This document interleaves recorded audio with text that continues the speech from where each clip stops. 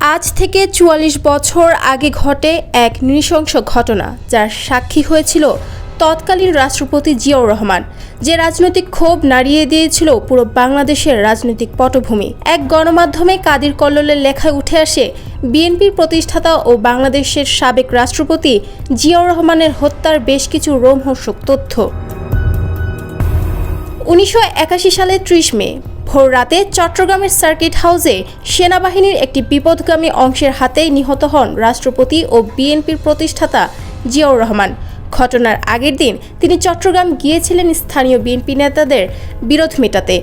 বৈঠক শেষে সার্কিট হাউসে রাত কাটাতে গিয়ে এই হত্যাকাণ্ডের শিকার হন তিনি। যমুনা ইলেকট্রনিক্স ঈদে ডাবল খুশি অফার সিজন 3, যে কোনো পণ্য কিনলেই পাচ্ছেন নিশ্চিত ঈদ উপহার।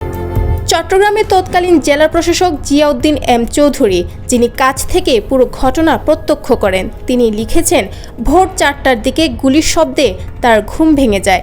একজন সহকারী প্রোটোকল অফিসার মোশতাক তাকে ফোন করে জানায়, সেনাবাহিনীর কিছু সদস্য গুলি করতে করতে সার্কিট হাউসে ঢুকেছে। পরে ঘটনাস্থলে গিয়ে জিয়াউর রহমানের মৃতদেহ দেখতে পান। গুলিতে মুখের একটি অংশ ছিন্ন ভিন্ন হয়ে গিয়েছিল। সেনাবাহিনীর তৎকালীন মেজর রেজাউল করিম রেজাও সার্কিট হাউসে গিয়ে একই বিভৎস দৃশ্যের কথা জানান। তিনি দেখেছিলেন জিয়াউর রহমানের পাশেই পড়ে আছে তার নিরাপত্তার দায়িত্বে থাকা কর্নেল এহসান এবং ক্যাপ্টেন হাফিজের মৃতদেহ। কর্নেল মতিউর রহমান তাকে নির্দেশ দেন মৃতদেহ পাহাড়ে কবর দিতে, কিন্তু তিনি অপারগতা প্রকাশ করেন। পরে মেজর শওকত আলীর নেতৃত্বে একটি দল জিয়ার দেহ পাহাড়ি এলাকায় নিয়ে যায়। চট্টগ্রাম ক্যান্টনমেন্টে তখন যুদ্ধাবস্থা বিরাজ করছিল। বিদ্রোহী সেনাদের নেতৃত্বে ছিলেন জেনারেল এ মঞ্জুর, যিনি পরদিন সেনা সদস্যদের কাছে বিপ্লবী সরকারের পক্ষে বক্তব্য দেন। তবে ঢাকায় বিচারপতি আব্দুস সাত্তার দ্রুত ভারপ্রাপ্ত রাষ্ট্রপতির দায়িত্ব নেন এবং সেনা, নৌ ও বিমান বাহিনীর প্রধানরা তার সরকারের প্রতি আনুগত্য প্রকাশ করেন।